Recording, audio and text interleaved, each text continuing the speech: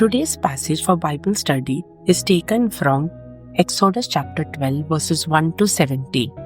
In Exodus, we read about God telling Moses and Aaron to inform Israelites to prepare for the festival of unleavened bread and the Passover by following specific instructions which would help to protect Israelites from death. This was going to be the day of their deliverance from Pharaoh's slavery. Let us try to understand how does unleavened bread and Passover represent Jesus, the Emmanuel. Firstly, the lamb sacrifice. In Exodus, God instructed Israelites in the manner the festival is supposed to be implemented.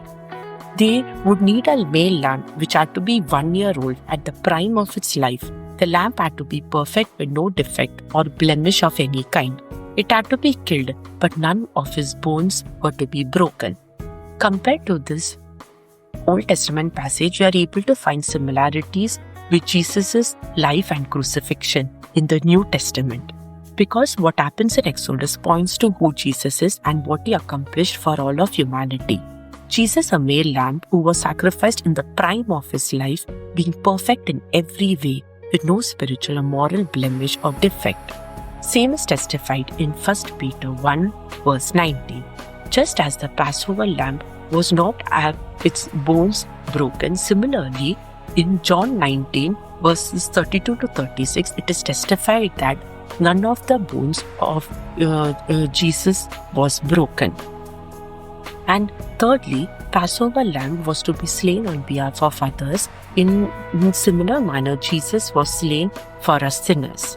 Now let us try to understand what was accomplished due to Jesus' sacrifice. In Exodus, Israelites ate unleavened bread and also were told to apply the blood of the lamb which was sacrificed on top of the doorframe and to the side post of the house.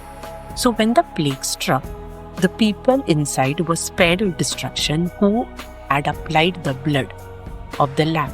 In similar fashion, we are also saved by the blood of Jesus. Through faith in him, we are marked as his own, forever secure in his love and grace.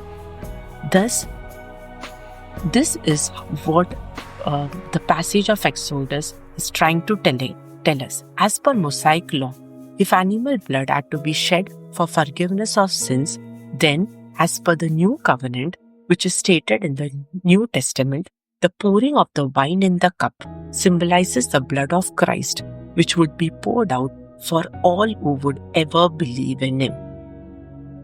Here ends the Bible study. Thank you for listening.